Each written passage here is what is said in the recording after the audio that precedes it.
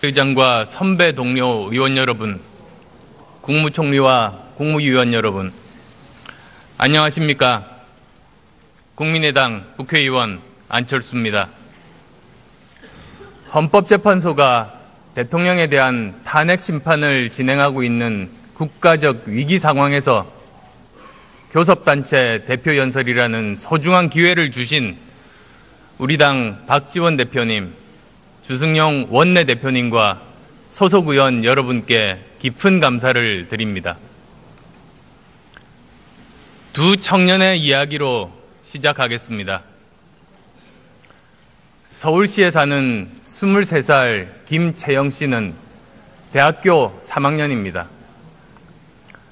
아버지는 40대 후반에 다니던 은행에서 명예퇴직한 뒤에 통닭집을 차렸습니다. 하지만 열심히 하면 자식 대학 보내고 노후 준비도 할 수 있을 것이라는 희망은 곧 깨졌습니다.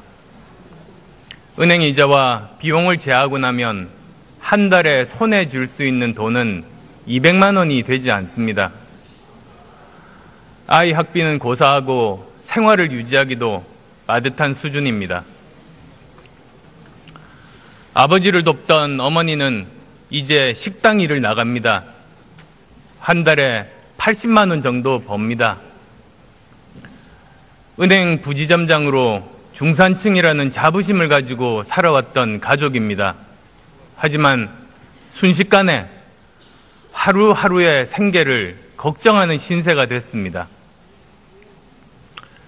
채영 씨도 3학기째 휴학 중입니다.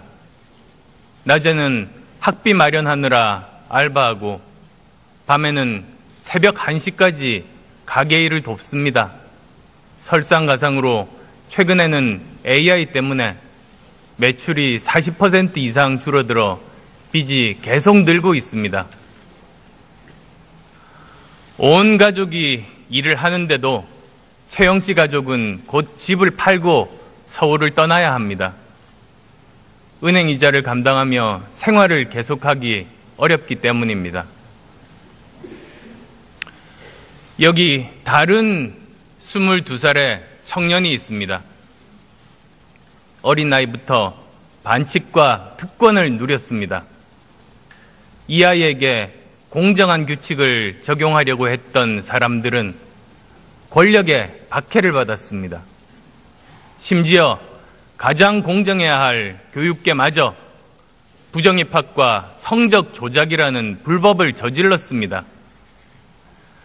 대학 총장부터 학장, 교수까지 줄줄이 부정에 연루됐습니다. 대통령, 청와대, 고위 관료뿐만 아니라 재벌까지 사익을 위해서 총동원됐습니다. 최순실의 딸 정유라 씨의 얘기입니다. 국민들은 짓밟힌 공정의 가치 앞에서 분노했습니다. 빼기, 실력을 짓밟는 사회에 분노했습니다. 비폭력 시민혁명은 국민을 영원히 속이려고 했던 부패 집단의 사슬을 백일화에 드러냈습니다.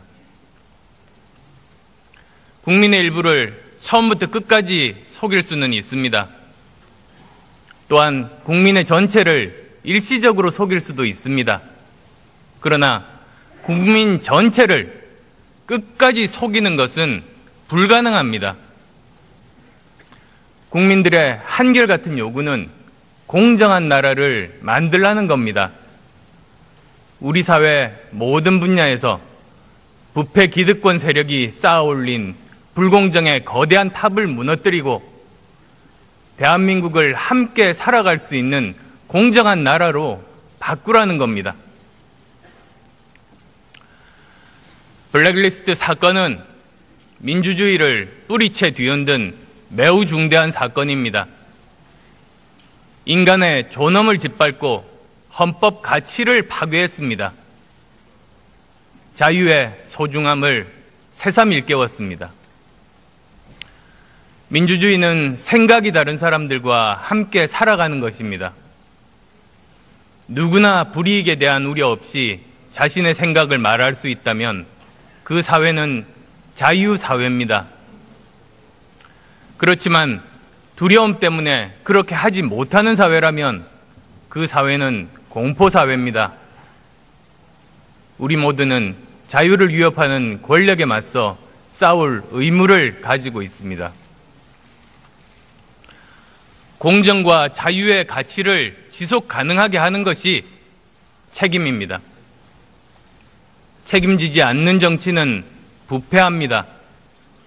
책임지지 않는 정치는 만악의 근원입니다.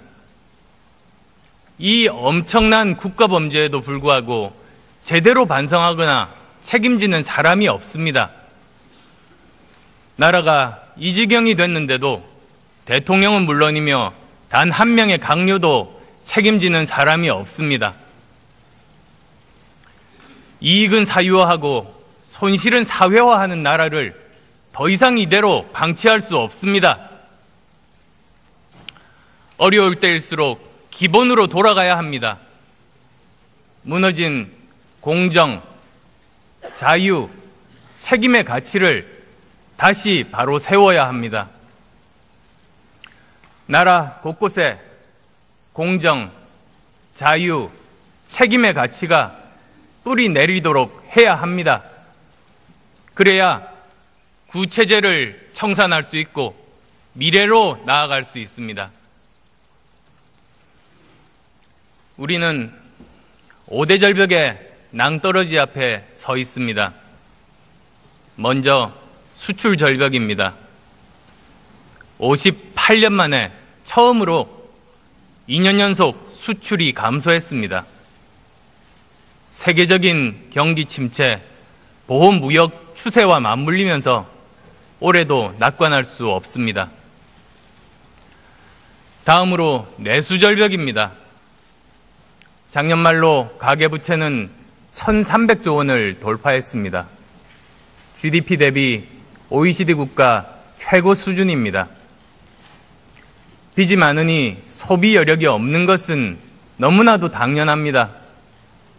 전세가 월세로 바뀌면서 특히 아파트 앞 상가들이 직격탄을 맞고 있습니다. 일자리 절벽은 심각합니다. 특히 청년 실업률은 작년 9.8%로 사상 최고 수준입니다.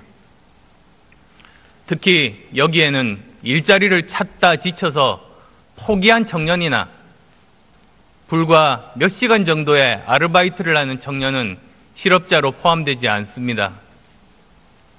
체감 청년 실업률은 34%로 3명 중 1명이 사실상 실업 상태라는 발표도 있습니다. 인구 절벽은 올해부터 시작입니다. 15세부터 64세 인구, 즉 생산 가능 인구는 올해부터 감소하기 시작합니다.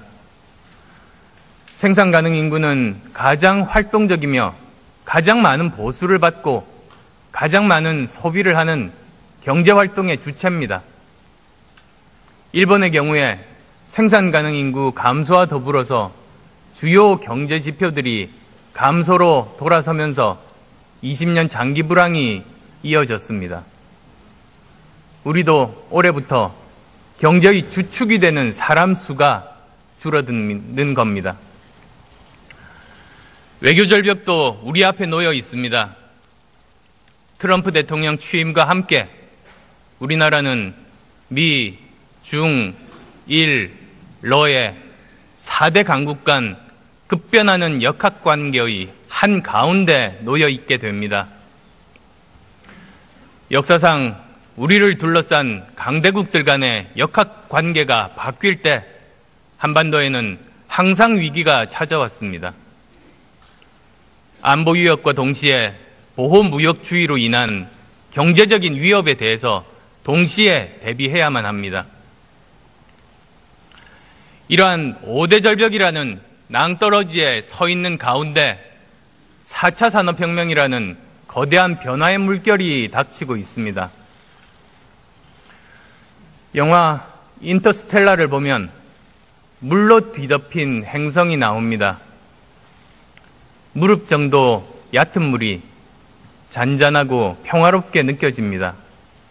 그러나 뒤를 돌아보니 에베레스트 산만큼 거대한 파도가 서서히 다가서고 있습니다. 지금 우리가 처해 있는 상황을 상징적으로 보여주는 장면이 아닌가 합니다. 우리는 이러한 5대 절벽과 4차 산업혁명의 거대한 물결을 동시에 헤치고 나가야만 하는 절체절명의 상황에 처해 있습니다. 우리가 이렇게 어려운 상황에 처하게 된 것의 가장 큰 책임은 정치에 있습니다. 집중화되고 패권화된 권력에 그 책임이 있습니다. 국가적인 위기 상황 앞에서 지금부터라도 정치가 이 문제들을 풀어가야 합니다. 존경하는 국민 여러분, 선배 동료 의원 여러분, 2월 국회는 국민께서 만들어주신 개혁의 골든타임입니다. 원인도 알고 해결책도 있지만 기득권 세력의 방해로 처리하지 못했던 개혁 법안들이 있습니다. 지금이 그런 개혁 법안들을 해결할 최적기입니다. 180명의 의원들만 뜻을 모은다면 통과시키지 못할 법은 없습니다. 지금 해야 합니다. 대선 후로 미루면 늦습니다. 그때는 또 새로운 기득권이 개혁 법안을 반대하고 나설 겁니다. 부모가 아이들에게 하는 이야기가 있습니다. 오늘 할 일을 내일로 미루지 말라는 겁니다. 지금 국민께서 국회에 요구하십니다. 오늘 할 수 있는 개혁을 내일로 미루지 말라는 겁니다. 국민들은 지금 당장 행동으로 개혁하자는 세력과 나중에 하자는 세력이 누구인지 알게 될 것입니다. 누가 개혁 세력인지, 누가 수구 세력인지 기억할 겁니다. 선배 동료 의원 여러분께 간곡하게 호소드립니다. 2월 국회를 개혁국회로 만듭시다. 검찰개혁으로 고위공직자 비리수사처 설치 법안, 경제개혁으로 상법과 공정거래법 개정안, 4차 산업혁명 관련 법안, 정치개혁으로 18세 선거권 부여와 대통령 선거 결선 투표제 도입 등 주요 개혁 법안을 통과시킵시다. 강력한 개혁의 예고편으로 국민께 희망을 선물합시다. 대선 결선 투표제는 다음에 3가지 점에서 필요합니다. 먼저 다음 대통령은 수많은 개혁 과제를 해결해야 합니다. 결선 투표를 거쳐서 과반 이상의 국민의 선택을 받아야 안정적으로 개혁을 추진할 수 있습니다. 또한 다음 대선은 60일 이내에 치러져야 하기 때문에 사상 최악의 네거티브 선거가 될 거라는 우려가 많습니다.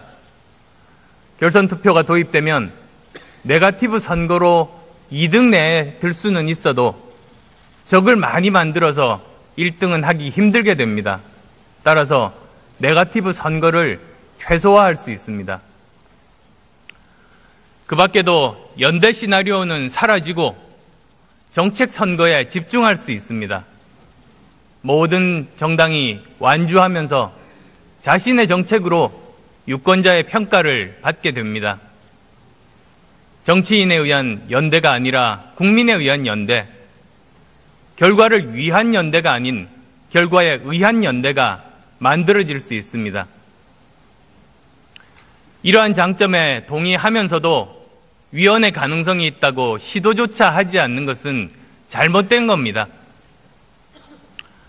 국회에서 통과시킨 후 헌재에 해석을 의뢰할 것을 제안합니다. 존경하는 국민 여러분, 미래는 이미 우리 곁에 와 있습니다. 다만 널리 퍼져 있지 않을 뿐입니다. 4차 산업혁명은 이미 우리 곁에 와 있습니다. 작년 알파고와 이세돌 구단의 대국은 우리에게 그것을 깨닫게 해준 사건입니다. 4차 산업혁명은 그 규모와 범위와 속도에서 예상치 못할 정도로 우리의 삶을 완전히 바꿔놓을 겁니다. 4차 산업혁명은 1, 2, 3차 산업혁명과 근본적으로 다릅니다. 첫째, 1, 2, 3차는 한 분야의 기술로 인한 혁명이지만 4차 산업혁명은 여러 첨단 기술의 융합혁명입니다. 1차 증기기관, 2차 전기, 그리고 3차 IT 기술처럼 한 분야의 기술 발전으로 산업혁명이 일어났습니다. 그런데 4차 산업혁명은 여러 분야의 첨단 기술들이 한꺼번에 발전하고 융합하는 혁명입니다. 사물인터넷, 빅데이터, 로봇, 인공지능, 바이오 기술 등이 대표적입니다. 둘째, 분야별 경계가 사라집니다. 하드웨어와 소프트웨어의 경계가 사라지고 IT 기술과 생명공학 기술 간의 경계도 사라지고 기술과 디자인 간의 경계도 사라집니다. 회사들도 개방형 혁신을 통해서 적극적으로 협업하면서 회사들 간의 경계도 훨씬 자유롭게 됩니다. 농, 수, 축산업도 정보화와 생명공학 기술을 접목하면 식품 산업 및 미래생명 산업으로 거듭날 수 있습니다. 네덜란드의 푸드밸리는 식품 산업이 나라를 먹여 살리는 좋은 사례입니다. 셋째, 일자리가 급변합니다. 기존의 일자리들이 사라지는 동시에 여러 가지 새로운 일자리가 생기게 됩니다. 인공지능과 로봇의 발전은 제조업 일자리뿐만 아니라 고급 인력의 일자리도 줄일 겁니다. 그렇지만 동시에 지식정보 산업과 관련된 일자리들은 더욱 다양하게 늘어날 겁니다. 커다란 위협임과 동시에 양질의 인력이 많은 우리에게 새로운 기회이기도 합니다. 여기서 중요한 점은 4차 산업혁명은 민간이 주도하고 정부가 지원해야 한다는 점입니다. 정부 주도로 이루어진 박근혜 정부의 창조 경제가 새로운 창조를 하지 못했던 이유는 정부에서 지휘하다 보니 민간의 자율성을 빼앗고 새로운 시도들을 위축시켰기 때문입니다. 민간이 자율적으로 일을 할 수 있어야 새로운 시도를 해볼 수 있고 다른 나라를 앞설 수 있습니다. 정부는 4차 산업혁명에 필요한 기반을 구축하는 일을 해야 합니다. 교육혁명을 통한 인재 양성, 과학기술 혁명을 통한 기반기술 확보, 공정한 경쟁이 가능한 산업구조 개혁뿐만 아니라 다양한 지식 기반의 축적, 지식재산권 보호, 표준화 등을 지원하는 일이 바로 정부에서 해야 하는 일들입니다. 이러한 일들이야말로 4차 산업혁명 시대의 일자리 문제에 대한 근본적이고 구조적인 해결책입니다. 정부와 민간이 4차 산업혁명 시대에 걸맞는 협력 체제를 구축한다면 우리는 반드시 성공할 수 있다고 확신합니다. 이 중에서 교육혁명, 과학기술혁명, 산업구조개혁에 대해서 먼저 말씀드리겠습니다. 대한민국은 교육을 통해서 기적을 만들어 온 나라입니다. 다행히 대한민국의 교육열은 세계 어느 나라보다도 강합니다. 그러나 이제 낡은 교육 시스템은 한계에 부딪혔습니다. 일제강점기 때부터 큰 변화 없이 이어져 온 산업화 시대의 교육 시스템으로는 미래를 대비할 수 없습니다. 4차 산업시대 준비의 핵심은 교육입니다. 교육 분야의 혁명적 대변화로 새로운 기회의 땅을 개척해야 세계의 어느 나라들보다 앞서서 미래 먹거리, 미래 일자리를 만들 수 있습니다. 저는 지난해 교문위 국정감사를 통해서 교육혁명의 3대 개혁 방향을 제시한 바 있습니다. 첫째, 교육부를 폐지하고 국가교육위원회와 교육지원처로 재편하겠습니다. 지금의 교육부 체제는 장관이 바뀌고 정권이 바뀔 때마다 교육정책이 바뀌고 학교의 자율성을 빼앗아서 창의교육을 막고 있습니다. 국가교육위원회에서는 교사, 학부모, 여야 정치권 등 모든 이해관계자들이 참여해서 매년 향후 10년 계획을 합의합니다. 이를 통해서 정권이 바뀌더라도 교육정책의 일관성이 유지될 수 있도록 하겠습니다. 교육지원처는 국가교육위원회에서 결정한 정책을 충실하게 지원하도록 하겠습니다. 둘째, 초중고 및 대학교 교육을 창의교육으로 전환하겠습니다. 셋째, 평생교육을 대폭 강화해서 중장년층에 대한 교육도 국가에서 책임지도록 하겠습니다.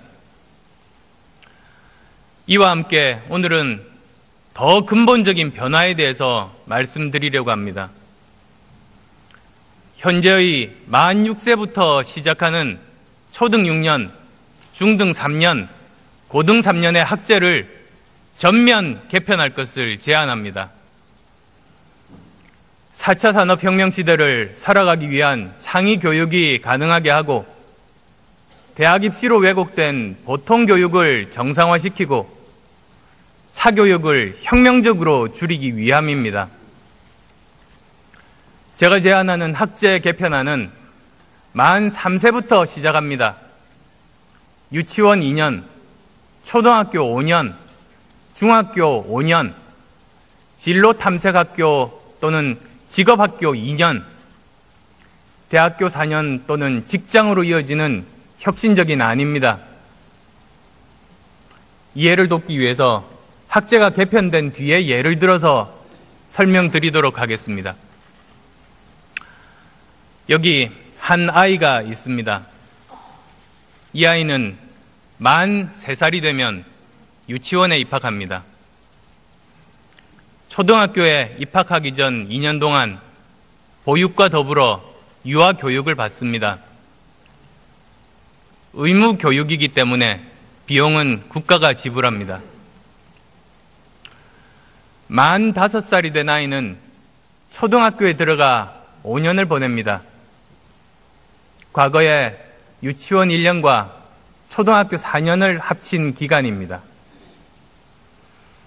학교에서 아이는 기초적인 자질 함량과 자아의 실현을 위한 기초 능력을 함양합니다.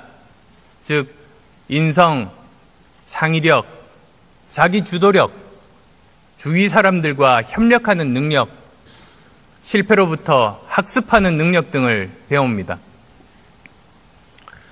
초등학교를 졸업한 이 아이는 만 10살에 중학교에 들어가 5년을 보냅니다.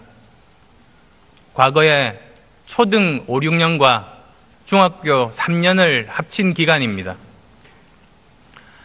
아이는 5년간 시민으로서의 자질 함량과 자아의 성장을 위한 심화된 교육 과정을 이수하게 됩니다. 자신의 삶에서 선택의 기회를 스스로 어떻게 넓혀갈지 고민하면서 자신의 가능성과 재능을 발견해 나갑니다. 이렇게 만 15세가 되면 아이는 대한민국의 시민으로서 지녀야 할 자질을 키우는 보통교육을 전부 이수하게 됩니다. 그리고 지금까지의 모든 과정은 의무교육이며 비용은 국가가 부담합니다. 중학교를 졸업한 아이는 이제 선택을 해야 합니다. 진로 탐색학교에 진학해서 2년간 학점을 쌓고 대학으로 진학할 것인지, 아니면 직업학교로 진학해서 일찌감치 직업훈련을 받고 직장에 다닐 것인지를 선택하게 됩니다. 어느 길을 선택한다고 하더라도 성적순이 아니라 학점 이수 제도이기 때문에 아이는 별도로 학원을 다니거나 과외를 받을 필요는 없습니다.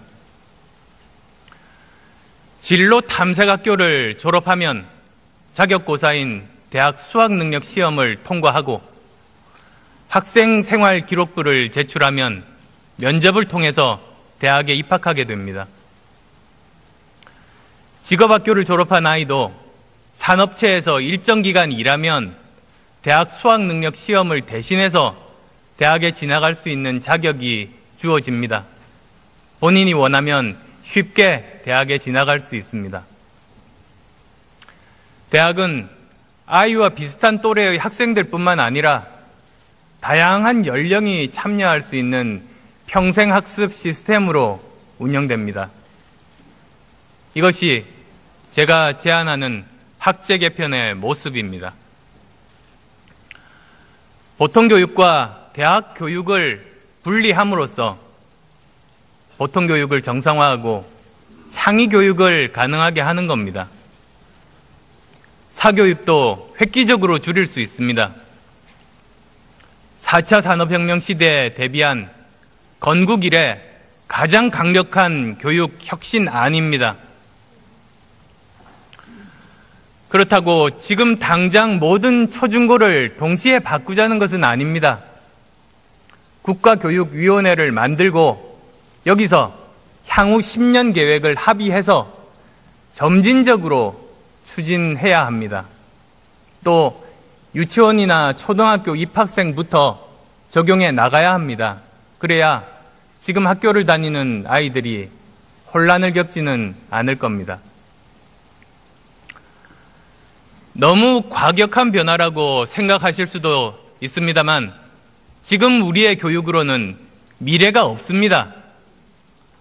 정해진 답을 잘 외우는 것만으로는 앞으로 살아남기 힘듭니다. 창의적으로 사고하면서 인성을 배우고 타인과 협력하여 함께 문제를 해결하는 능력을 가르치는 것이 미래 교육의 핵심입니다. 이러한 교육혁명이 성공한다면 우리는 세계 최고의 교육 국가가 될 것입니다. 과학기술 분야에도 혁명적인 변화가 필요합니다. 지금 국가연구개발 예산은 19조 원 정도입니다.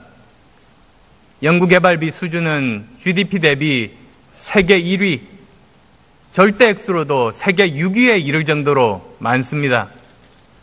하지만 결과 실망스럽습니다. 기초연구 성과는 물론이며 응용연구 성과도 매우 부족합니다. 기초연구 결과로 SCI 논문 편수는 12위 수준입니다만 피인용 지수는 31위로 양적 성장은 했지만 질적인 성과는 정말 미흡합니다. 응용연구의 사업화 성공률도 미국, 영국의 70%에 비하면 한참 못 미치는 20%에 불과합니다. 과학기술혁명을 주도하기 위해서는 국가연구개발 시스템에 혁신이 필요합니다. 5대 개혁 방향 하에서 혁신이 추진되어야 합니다. 첫째, 정부 조직 개편을 통해 각 부처에 흩어져 있는 연구개발 사업을 모두 모아서 한 부처에서 통합 관리하겠습니다. 4차 산업혁명이 급속도로 진전됨에 따라 각 부처별 예산이 조정될 필요가 있음에도 불구하고 부처 이기주의로 예산을 내놓지 않고 비효율적으로 낭비되는 사례가 급증하고 있습니다. 둘째, 결과에 대한 감사에서 과정에 대한 감사로 전환하겠습니다. 감사에서 결과의 성공 여부만 따지다 보니 조금이라도 실패할 가능성이 있는 새로운 시도는 아예 하지 않게 되기 때문입니다. 실패하더라도 과정에서 도덕적으로 문제가 없고 성실했다면 책임을 묻지 않도록 바뀌어야 새로운 도전에 나설 수 있습니다. 셋째, 기초연구 분야에서는 중복 과제를 허용하겠습니다. 특히 처음 시도하는 분야에는 여러 가지 다양한 접근 방법이 있을 수 있습니다. 그런데 처음부터 한 가지만 선정한다면 되지 않습니다. 중복이 되더라도 여러 방법을 지원하고 몇 년 후에 성과 평가를 통해서 가능성이 높은 쪽으로 점진적으로 모아주는 것이 결국 성공 가능성을 높일 수 있는 방안입니다. 넷째, 기초연구 분야에서는 현장의 연구자가 주도하고 정부에서는 제대로 지원할 수 있도록 바꾸겠습니다. 다섯째, 응용연구 분야에서도 관주도가 아니라 산업계, 특히 중소기업, 벤처기업의 제안을 지원하는 쪽으로 바꾸겠습니다. 그 결과로 우리는 세계적인 과학기술 국가가 될 것임을 확신합니다. 박근혜 정부의 창조경제는 금융정책을 통해 창업기업의 수를 늘리는 데 주안점을 두었습니다. 그러나 다음 정부는 창업기업의 성공 확률을 높이고 실패하더라도 성실 실패에 대해서는 재도전 기회를 부여하는 산업정책으로 방향을 전환해야 합니다. 중소기업들의 성공 확률이 낮은 이유는 불공정한 시장 때문입니다. 빼기 실력을 이기는 세상에서는 아무리 노력해도 소용없으니 희망을 가지지 않고 도전하지 않게 됩니다. 경제는 활력을 잃고 성장하지 않고 일자리도 만들어지지 않습니다. 이런 불공정한 경쟁 구조가 바뀌어야 합니다. 실력이 백을 이기는 세상이 되어야 실력만으로 성공할 수 있어야 희망을 가지고 도전하게 되고 경제는 활력을 찾고 성장하고 일자리가 만들어지게 됩니다. 공정과 경제 성장은 따로 떨어진 것이 아닙니다. 공정한 경쟁이 가능해야 경제도 제대로 성장할 수 있습니다. 우리나라의 대기업들은 중소기업과 상생하는 생태계를 만들기보다는 착취하는 동물원을 만들어 왔습니다. 성장 가능성이 있는 중소기업과 독점 계약을 맺고 부가가치를 인정하기는커녕 인건비 수준의 대금만 지급하면서 착취해 왔습니다. 공정거래위원회 개혁을 통해 이렇게 잘못된 관행을 바로잡겠습니다. 공정거래위원회의 권한을 강화하는 대신에 모든 결정 과정을 투명하게 공개하고 전관예우는 현관 배임으로 처벌해야 합니다. 그래서 경제검찰로 거듭나게 해야 합니다. 실패한 기업가들도 도덕적으로 문제가 없는 성실 실패에 대해서는 재도전 기회를 주겠습니다. 실리콘밸리는 성공의 요람이 아니라 실패의 요람이 본질입니다. 실패해도 재도전 기회를 가진 기업가는 결국 성공함으로써 처음에 한 실패보다 몇 배 더 큰 부가가치를 창출합니다. 개인의 실패 경험을 사회적인 자산으로 만드는 겁니다. 우리도 이렇게 해야 합니다. 이를 위해서 엔젤 투자자 그리고 벤처 캐피탈 활성화, 대표이사 연대보증 폐지 등을 추진하겠습니다. 이러한 노력들이 결실을 맺으면 우리는 사회 곳곳에서 활력이 넘치는 창업국가로 다시 우뚝 설 수 있습니다. 한반도와 동북아 정세는 미국, 중국, 일본, 러시아 등 4대 강국의 자국 우선주의가 격돌하면서 불확실성이 커지고 있습니다. 북한은 유엔 안보리 제재에도 불구하고 핵과 미사일 등 대량 살상 무기를 고도화하면서 한반도 평화를 위협하고 있습니다. 이런 가운데 대내적으로 국정 혼란까지 겪고 있어서 안보가 엄중한 위기에 처해 있습니다. 국가 안보란 국가의 근본과 국익을 지키는 최후의 보루입니다. 전쟁과 국지 도발을 원천적으로 억제하며 상대방의 전쟁 의지 자체를 무력화시키는 국가 안보여야 합니다.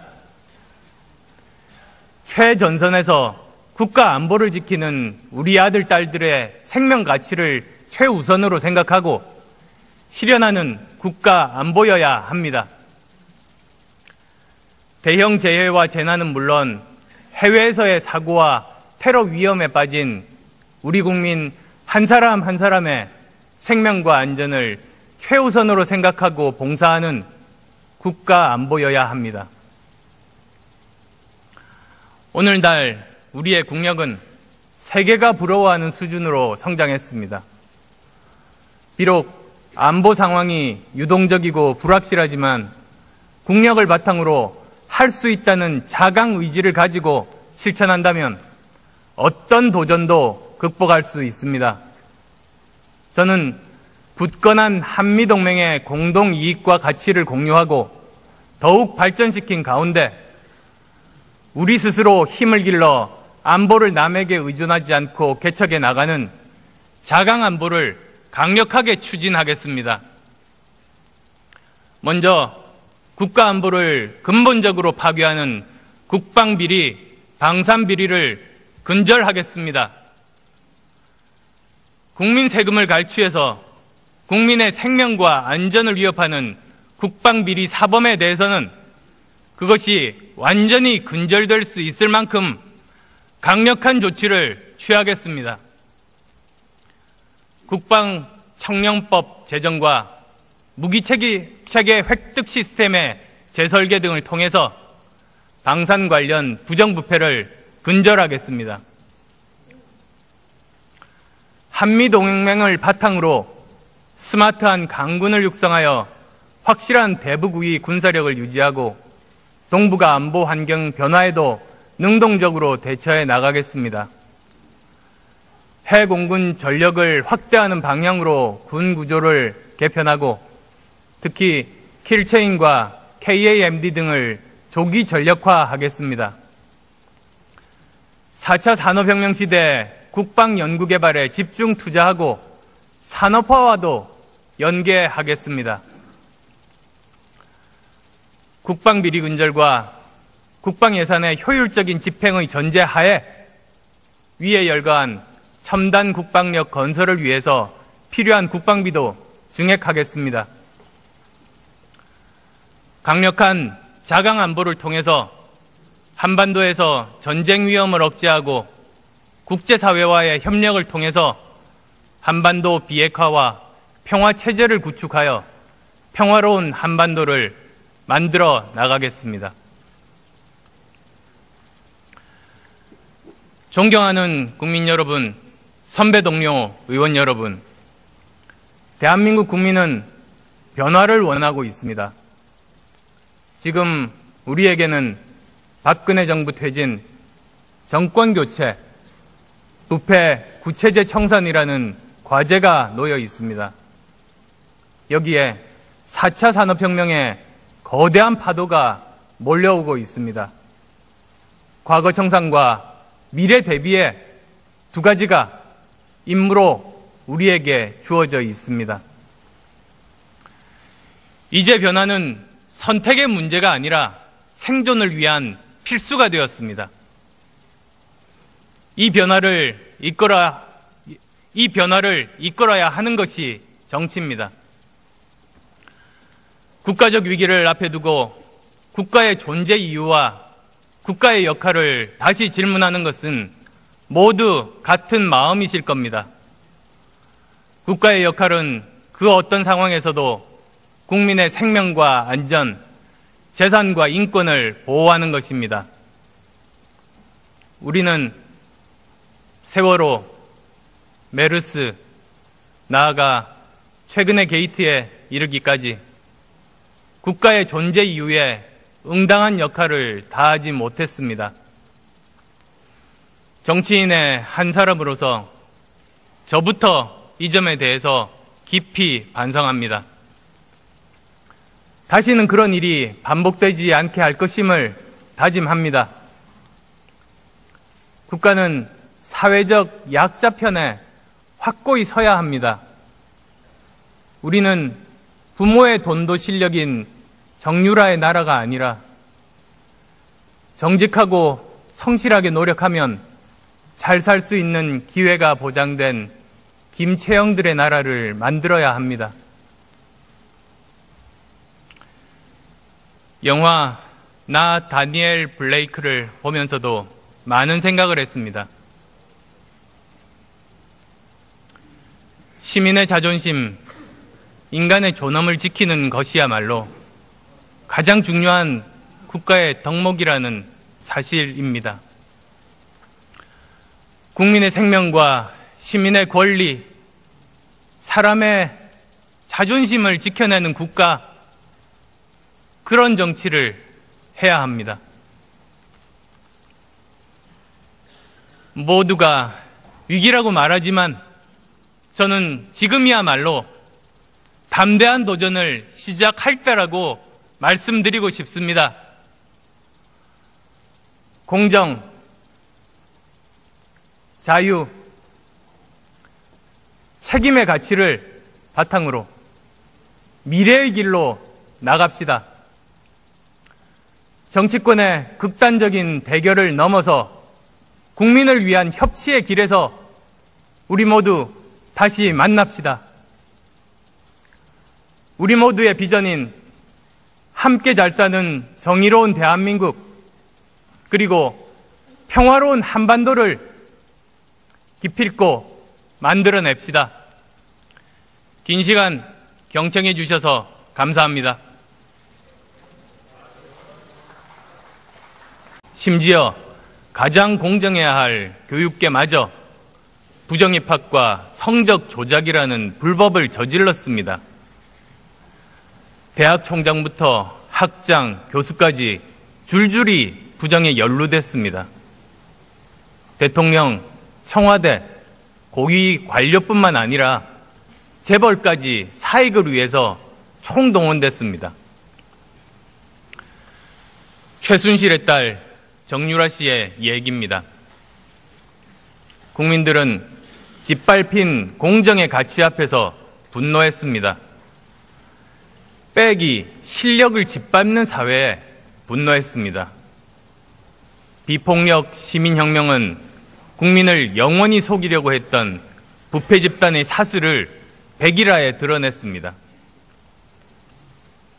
국민의 일부를 처음부터 끝까지 속일 수는 있습니다. 또한 국민의 전체를 일시적으로 속일 수도 있습니다. 그러나 국민 전체를 끝까지 속이는 것은 불가능합니다. 국민들의 한결같은 요구는 공정한 나라를 만들라는 겁니다. 우리 사회 모든 분야에서 부패 기득권 세력이 쌓아올린 불공정의 거대한 탑을 무너뜨리고 대한민국을 함께 살아갈 수 있는 공정한 나라로 바꾸라는 겁니다. 블랙리스트 사건은 민주주의를 뿌리채 뒤흔든 매우 중대한 사건입니다. 인간의 존엄을 짓밟고 헌법 가치를 파괴했습니다. 자유의 소중함을 새삼 일깨웠습니다. 민주주의는 생각이 다른 사람들과 함께 살아가는 것입니다. 누구나 불이익에 대한 우려 없이 자신의 생각을 말할 수 있다면 그 사회는 자유사회입니다. 그렇지만 두려움 때문에 그렇게 하지 못하는 사회라면 그 사회는 공포사회입니다. 우리 모두는 자유를 위협하는 권력에 맞서 싸울 의무를 가지고 있습니다. 공정과 자유의 가치를 지속 가능하게 하는 것이 책임입니다. 책임지지 않는 정치는 부패합니다. 책임지지 않는 정치는 만악의 근원입니다. 이 엄청난 국가범죄에도 불구하고 제대로 반성하거나 책임지는 사람이 없습니다. 나라가 이 지경이 됐는데도 대통령은 물론이며 단 한 명의 강요도 책임지는 사람이 없습니다. 이익은 사유화하고 손실은 사회화하는 나라를 더 이상 이대로 방치할 수 없습니다. 어려울 때일수록 기본으로 돌아가야 합니다. 무너진 공정, 자유, 책임의 가치를 다시 바로 세워야 합니다. 나라 곳곳에 공정, 자유, 책임의 가치가 뿌리 내리도록 해야 합니다. 그래야 구체제를 청산할 수 있고 미래로 나아갈 수 있습니다. 우리는 5대 절벽의 낭떠러지 앞에 서 있습니다. 먼저 수출 절벽입니다. 58년 만에 처음으로 2년 연속 수출이 감소했습니다. 세계적인 경기 침체, 보호무역 추세와 맞물리면서 올해도 낙관할 수 없습니다. 다음으로 내수절벽입니다. 작년 말로 가계부채는 1,300조 원을 돌파했습니다. GDP 대비 OECD 국가 최고 수준입니다. 빚이 많으니 소비 여력이 없는 것은 너무나도 당연합니다. 전세가 월세로 바뀌면서 특히 아파트 앞 상가들이 직격탄을 맞고 있습니다. 일자리 절벽은 심각합니다. 특히 청년 실업률은 작년 9.8%로 사상 최고 수준입니다. 특히 여기에는 일자리를 찾다 지쳐서 포기한 청년이나 불과 몇 시간 정도의 아르바이트를 하는 청년은 실업자로 포함되지 않습니다. 체감 청년 실업률은 34%로 3명 중 1명이 사실상 실업 상태라는 발표도 있습니다. 인구 절벽은 올해부터 시작입니다. 15세부터 64세 인구, 즉 생산 가능 인구는 올해부터 감소하기 시작합니다. 생산 가능 인구는 가장 활동적이며 가장 많은 보수를 받고 가장 많은 소비를 하는 지금이 그런 개혁 법안들을 해결할 최적기입니다. 180명의 의원들만 뜻을 모은다면 통과시키지 못할 법은 없습니다. 지금 해야 합니다. 대선 후로 미루면 늦습니다. 그때는 또 새로운 기득권이 개혁 법안을 반대하고 나설 겁니다. 부모가 아이들에게 하는 이야기가 있습니다. 오늘 할 일을 내일로 미루지 말라는 겁니다. 지금 국민께서 국회에 요구하십니다. 오늘 할 수 있는 개혁을 내일로 미루지 말라는 겁니다. 국민들은 지금 당장 행동으로 개혁하자는 세력과 나중에 하자는 세력이 누구인지 알게 될 것입니다. 누가 개혁 세력인지, 누가 수구 세력인지 기억할 겁니다. 선배 동료 의원 여러분께 간곡하게 호소드립니다. 2월 국회를 개혁 국회로 만듭시다. 검찰개혁으로 고위공직자 비리수사처 설치 법안, 경제개혁으로 상법과 공정거래법 개정안, 4차 산업혁명 관련 법안, 정치개혁으로 18세 선거권 부여와 대통령 선거 결선 투표제 도입 등 주요 개혁 법안을 통과시킵시다. 강력한 개혁의 예고편으로 국민께 희망을 선물합시다. 대선 결선 투표제는 다음에 3가지 점에서 필요합니다. 먼저 다음 대통령은 수많은 개혁 과제를 해결해야 합니다. 결선 투표를 거쳐서 과반 이상의 국민의 선택을 받아야 안정적으로 개혁을 추진할 수 있습니다. 또한 다음 대선은 60일 이내에 치러져야 하기 때문에 사상 최악의 네거티브 선거가 될 거라는 우려가 많습니다.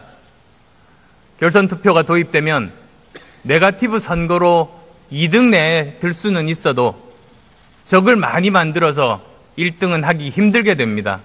따라서 네거티브 선거를 최소화할 수 있습니다. 그 밖에도 연대 시나리오는 사라지고 정책 선거에 집중할 수 있습니다. 모든 정당이 완주하면서 자신의 정책으로 유권 경제활동의 주체입니다. 일본의 경우에 생산 가능 인구 감소와 더불어서 주요 경제 지표들이 감소로 돌아서면서 20년 장기 불황이 이어졌습니다. 우리도 올해부터 경제의 주축이 되는 사람 수가 줄어드는 겁니다. 외교 절벽도 우리 앞에 놓여 있습니다.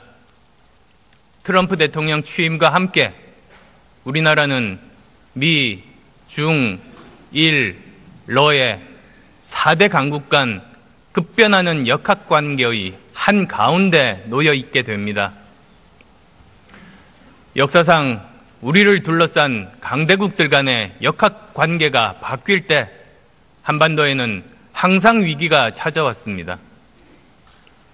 안보 위협과 동시에 보호무역주의로 인한 경제적인 위협에 대해서 동시에 대비해야만 합니다. 이러한 5대 절벽이라는 낭떠러지에 서 있는 가운데 4차 산업혁명이라는 거대한 변화의 물결이 닥치고 있습니다. 영화 인터스텔라를 보면 물로 뒤덮인 행성이 나옵니다. 무릎 정도 얕은 물이 잔잔하고 평화롭게 느껴집니다. 그러나 뒤를 돌아보니 에베레스트 산만큼 거대한 파도가 서서히 다가서고 있습니다. 지금 우리가 처해 있는 상황을 상징적으로 보여주는 장면이 아닌가 합니다.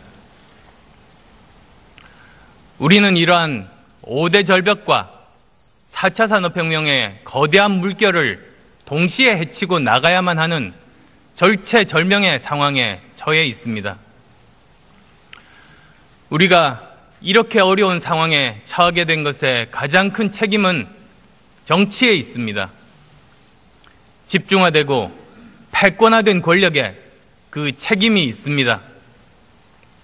국가적인 위기 상황 앞에서 지금부터라도 정치가 이 문제들을 풀어가야 합니다. 존경하는 국민 여러분, 선배 동료 의원 여러분, 2월 국회는 국민께서 만들어주신 개혁의 골든타임입니다.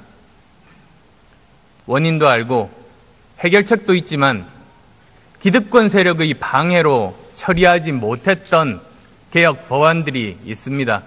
의장과 선배 동료 의원 여러분, 국무총리와 국무위원 여러분, 안녕하십니까? 국민의당 국회의원 안철수입니다. 헌법재판소가 대통령에 대한 탄핵 심판을 진행하고 있는 국가적 위기 상황에서 교섭단체 대표연설이라는 소중한 기회를 주신 우리 당 박지원 대표님, 주승용 원내대표님과 소속 의원 여러분께 깊은 감사를 드립니다. 두 청년의 이야기로 시작하겠습니다. 서울시에 사는 23살 김채영 씨는 대학교 3학년입니다. 아버지는 40대 후반에 다니던 은행에서 명예퇴직한 뒤에 통닭집을 차렸습니다. 하지만 열심히 하면 자식 대학 보내고 노후 준비도 할 수 있을 것이라는 희망은 곧 깨졌습니다. 은행 이자와 비용을 제하고 나면 한 달에 손에 쥘 수 있는 돈은 200만 원이 되지 않습니다. 아이 학비는 고사하고 생활을 유지하기도 빠듯한 수준입니다. 아버지를 돕던 어머니는 이제 식당 일을 나갑니다. 한 달에 80만 원 정도 법니다. 은행 부지점장으로 중산층이라는 자부심을 가지고 살아왔던 가족입니다. 하지만 순식간에 하루하루의 생계를 걱정하는 신세가 됐습니다. 채영 씨도 3학기째 휴학 중입니다. 낮에는 학비 마련하느라 알바하고 밤에는 새벽 1시까지 가게 일을 돕습니다. 설상가상으로 최근에는 AI 때문에 매출이 40% 이상 줄어들어 빚이 계속 늘고 있습니다. 온 가족이 일을 하는데도 채영 씨 가족은 곧 집을 팔고 서울을 떠나야 합니다. 은행 이자를 감당하며 생활을 계속하기 어렵기 때문입니다. 여기 다른 22살의 청년이 있습니다. 어린 나이부터 반칙과 특권을 누렸습니다. 이 아이에게 공정한 규칙을 적용하려고 했던 사람들은 권력의 박해를 받았습니다.